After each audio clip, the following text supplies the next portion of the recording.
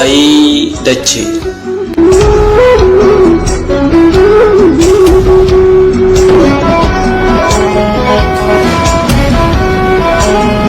Isirraa uumamnaan dugdarratti nu baattee nyaachiftee obaaftee huccuu nutti daartee akka nu dhiqannuuf bishaan nuuf madditee soorata nuuf taatee facaafnaan margitee kan namaaf kan sa'aa hundumaa addaan baaftee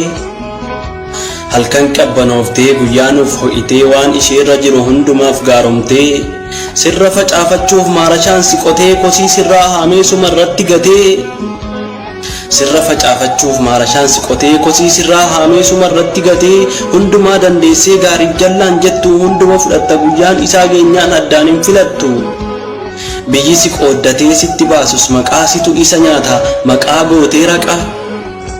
har'a mana borii cicciree hunkuraa gariin si bitatee gariinis gurguraa of shakkaa jiraata nan du'a moonturraa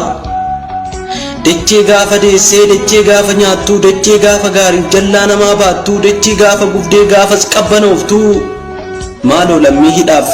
maaf qabbanan laattu maaloo lammii hidhaaf maaf qabbanan laattu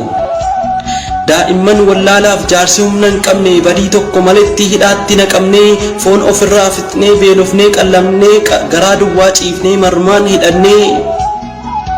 fuulli gurraacha'ee maddiinis dhooqatee agartuun laaffatee keessachi bool'atee feestaalii uffatee qaama qullaaciisuu carraan jaraa taatee namummaa sarbamnee dhukkubaan miidhamnee harkaaf miila shiboon takaallaa hidhamnee dawaa xalabannee huleedhaan miidhamnee du'a saree duunee awwaala hanqannee dachiin biyya ormaa maaf garaa nuun laamne janaazaan koo ciisee maaliif hin boqatu qaama koo baqaqsu kalee na baafatu baqaqsanii hodhuun irratti baratu kalee koo baasanii qarshiin gurgurataa maaloo yaa rabbii koo maaf ijaan na laaltaa maaloo yaa rabbii koo maaf ijaan nu laaltaa